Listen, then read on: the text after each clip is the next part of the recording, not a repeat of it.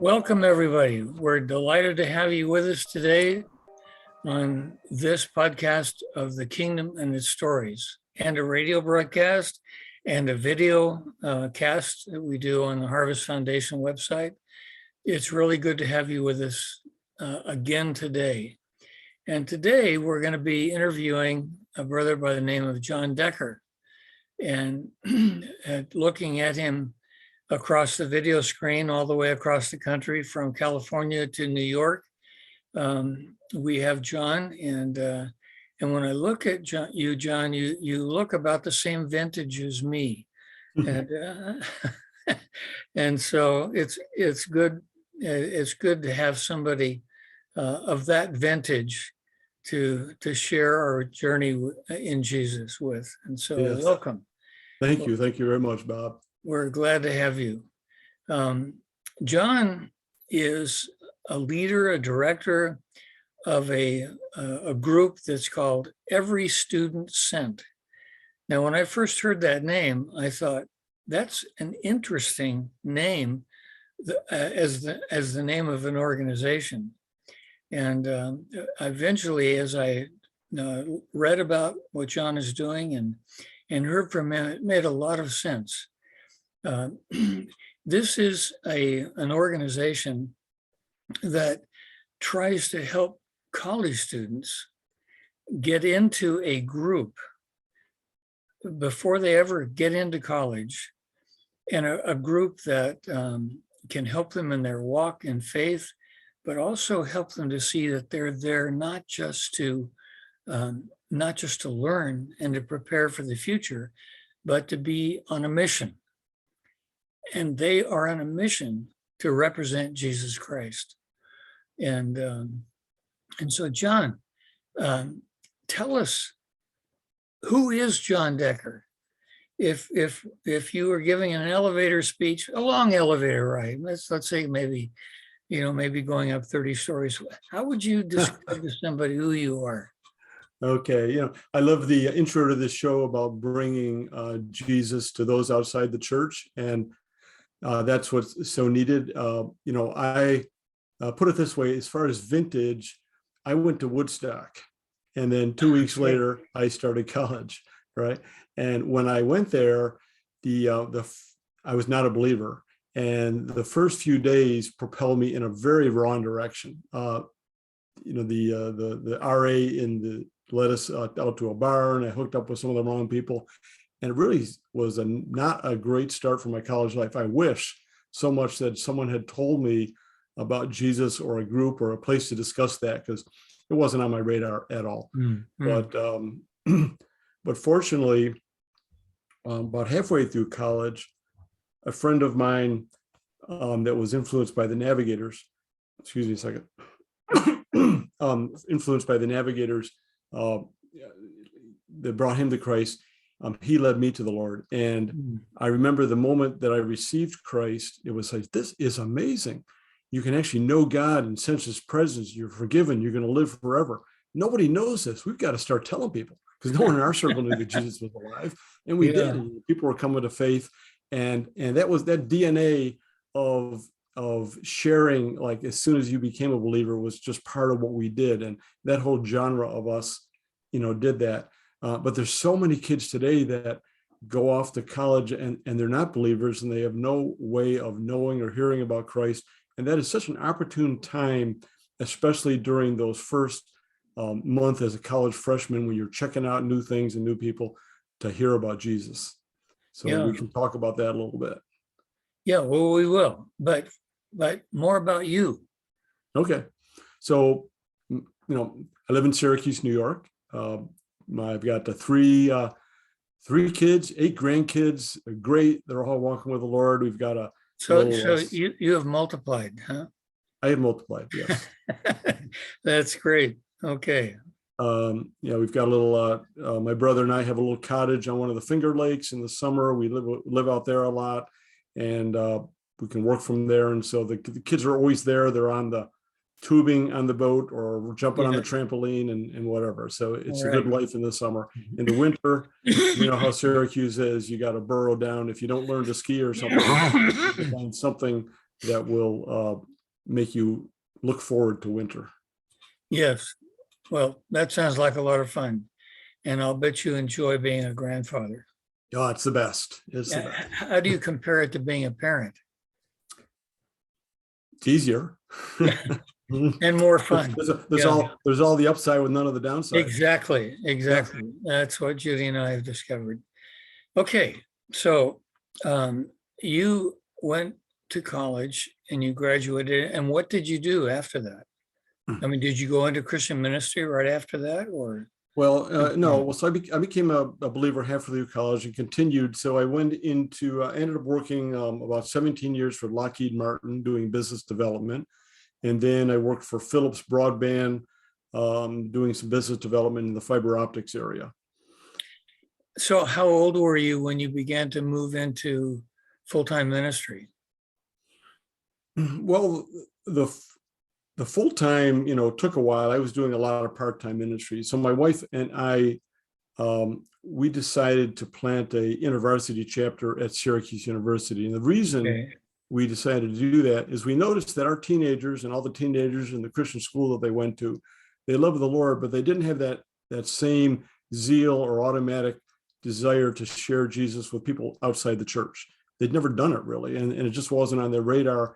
And consequently, we noticed that they didn't have that same resilience and fire that the first generation believers had. And we're trying to figure out why is that, and we began to theorize, maybe it's when they get to share the gospel with a friend and see the Holy Spirit move upon them and be part of that, the giving and taking of life. That's that spiritual formation step that God wants to use. So to experiment with that, we planted this InterVarsity chapter at Syracuse University. So this was as a volunteer. I was still working in business, and we noticed that the Christian kids were hitting the college campus, and they were not doing that well. They planned to continue, but the navigators did a study and showed the first 72 hours is the time on the campus that the students a person makes often dictates their entire spiritual trajectory. And we saw that's that interesting. happen. The first 72 hours. For sure. Yep. And that's really crucial. There's so much emotion tied with a student going away from home and wanting to bond with somebody, like their roommate and their friends, that just those bonds are so strong that it often trumps their good sense or what they really want to do. I think that's so crucial. I mean, if we really understand that it's those early hours of a new student's life on campus that helps direct them and point them in a direction that they'll be walking for the rest of their student life. And if we knew that, I think we would really focus on that early time. And so how does your organization prepare students for those first 70 some hours? Well, it really starts in 10th or 11th grade, optimally. It can start later, but that's the best time, because in the whole searching for college, you want to give students a desire and understanding how good it can be serving Jesus on the college campus. So you need to give them a vision and an appetite for that. We do that with stories. And then when mom and dad and the student are searching for colleges, now they can go on any college in the US and find college ministries and churches and actually get to know them personally and become part of a social group that are all freshmen heading to that future college. So they use that as part of their college selection criteria. Why would you want to go to a college that doesn't have good ministries and groups and maybe robust enough, or the ones that kind of fit your interest level? Right. Yeah. So the first thing is through, we've got a learning management system, and through education and videos and so on, we help them prepare with an appetite, apologetics, worldview. But I think the single most important criteria is sending them as a team, so students don't have to go alone with college anymore. We want to make that. How do you do that? I mean, normal in America. Well, you go on the website, you search for a college. Let's say you put an ASU for University of Arizona Tempe. right. You click and you'll see a dozen or more organizations, national ministries, some local ministries, some churches. You click on them and you can learn about them. Then a student can go in further and start messaging and talking with the leaders. They'd say something like, hey, I'm a junior. I'm thinking about going to ASU. I'd love to learn more about your club. I've heard maybe ASU is a little bit of a party school. What's it really like there? And what do you guys do? Right. And by the way, I'm going into political science. Do you have any other kids in your group that are interested in political science? I'd like to talk with them about the program. So they'll get back to them. They'll start a chat, and I'll introduce you to Joe. He's a poli-sci major, and so they start a discussion. Then the next thing they can do is they can follow that group, and suddenly they'll see a group of other students. They'll see other incoming freshmen and leaders that they can become friends with, get some coaching, and maybe find a roommate, ministry partners, friends, study partners. And so you're landing in college all the way with that social need met, because you have some good friends, and then you can Amazing. Yeah, I went to a Christian college, but there was nothing like that. I mean, I just arrived without any contacts at all. So your group really helps to provide that base even before the kids arrive on campus. Yeah, before is so important. And so I was thinking mostly about secular colleges, but also at Christian colleges. They're on our website also, and we're working to develop things where students can connect with a more intentional group, the evangelistic group, the missional group, because as we all know, on a Christian college, I say there's three kinds of students that go there: the ones that really want to grow their faith, ones that are trying to figure it out, and ones where their parents are send them there as a last ditch attempt to straighten them out. Right. They all look the same on the surface, and we probably all know stories where kids went to a Christian college and didn't come out the right way, but they can, and they can be leaders if they connect even there with the right people first. Yeah. Wow. So, what are some stories that you could tell us that illustrate how this works? So one thing that I can illustrate is that when there was a group university group in Geneseo, New York, where a student got radically transformed right in the beginning of freshman orientation. And we call that the sweet spot, the time when everyone is meeting and greeting, and the non-believers, this is the first time that they've never, they're alone, they're ready to try new things. So they saw the change in this young man. He was like set free, he was very excited. So they partnered with him, and they ended up leading 26 other kids to the Lord in that dorm that semester. Wow. It was like a mini revival, but it makes a lot of sense. It's like popcorn going off. Visible change leads to visible change, leads to visible change. And so it's all about that timing.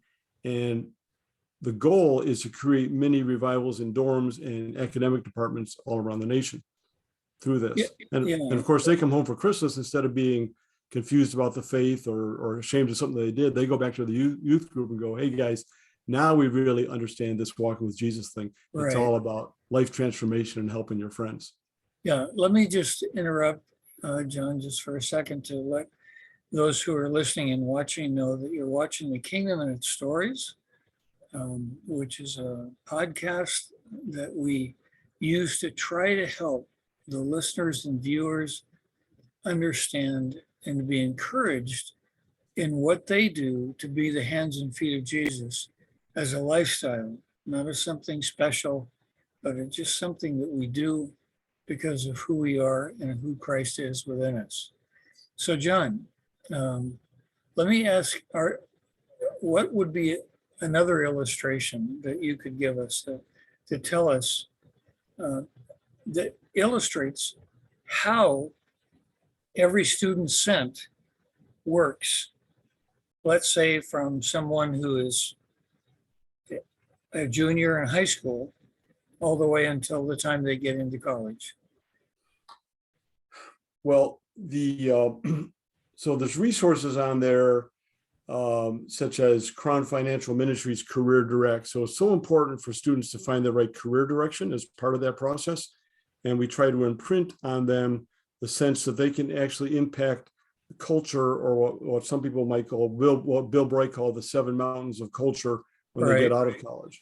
And so we also work with Pinnacle Forum across the country and quite a bit in Arizona and Phoenix to help actually the transition during college and then into the workplace. So a story that I can think of is that there's Chelsea. She had heard that a lot of students wash out of the faith when they go to college. So she connected. She found a roommate, and this is University of Nebraska. So she connected up with a navigators group. So she went in with a plan with friends. And the first day she's on campus, she and a roommate were walking around, and they got approached by 4 girls that invited them to a party. And they said, you know what, why don't you come with us? We're doing this hangout with this group called the Navigators. We're gonna chill and talk and have some fun. So they came over with them, and it turned out that all those 4 students came to Christ and are still walking with the Lord today. This was just from an invitation from secular kids to Christians, come to us with a party. And they said, we're going somewhere. Thank you, but we'd like to invite you to come with us. Yeah, that's it. Because kids are looking for friendship, fellowship, and reality. So Right. it's right there. There's some students that started missional fellowships about their academic department, like in the physics department, where they would meet together and they would gradually influence more and more people in that department, and they get to know a Christian professor and start a move that can actually help change the culture of that particular department. And then as they transition in the business, that's where we're working with Pinnacle Forum to help them take that forward, and not just them, but with other business ministries. Right. Wow. I just love this idea that kids can go on a campus thinking that not just that they're there to get an education, but they're there on a mission. And so ministry doesn't have to wait until you finish college. It can begin while you're there, while you're learning. Absolutely. It's a great illustration. Now you have a website. Yes. And what is that website? And how many kids do you have on that website now? And what are your goals? Well, it's everystudentsent.org. It was set up, this was released about 18 months ago. Got 15,000 users on it now. But the goal is to make 15,000? Yes. Yeah. Wow. That's amazing. How long? Which was great in 18 months, but we're just at the period now where through CBN News and Focus on the Family and lots of affiliates, we're getting the word out nationally to really help the class of 2022. So we're expecting to have much higher numbers. And the goal, there's about 500,000 youth groups, grads that are heading to college every year. So the goal is to make it normal in America that no one would think of going to college alone. They'd go through this, and with the preparation. So it's everystudentsent.org, and you can go there. If you go to the engage menu, you'll see a starting point for whoever you are. If you're a church, there's instructions on how to do it as a church, a student. If you go to business ministries, you can learn about the whole Pinnacle Forum project to transition to the workplace. So that's the best, place to go and get involved. And I can share with you different ways people can get involved and help and bless their own church and bless their. Well, tell us. Okay. We're all ears. All right. So, this grows a lot by word of mouth. So that's one of the reasons, in addition to national campaigns, we do citywide movements like in Phoenix, where pastor shares with pastor and Christian school shares with Christian school.